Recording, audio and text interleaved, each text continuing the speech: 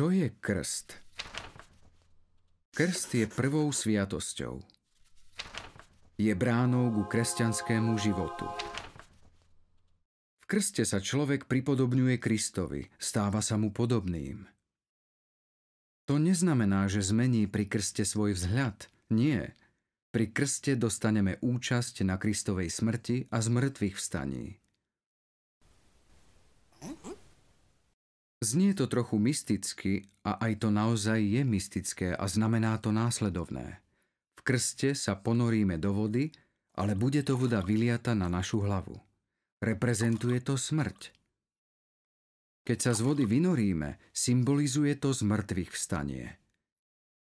V krste teda vidíme obraz Kristovej smrti a zmrtvých vstania.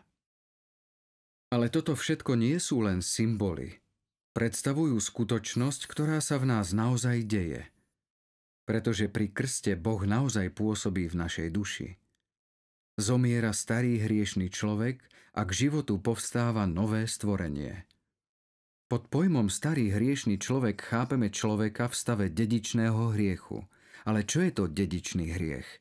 Už sme si o tom hovorili. Dedičný hriech je stavom človeka v tomto našom padlom svete.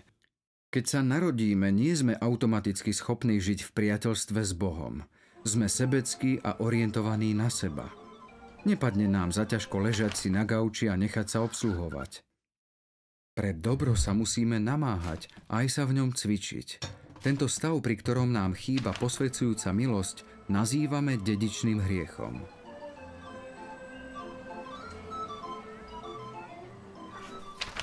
Pri Svetom krste sa tento stav napraví.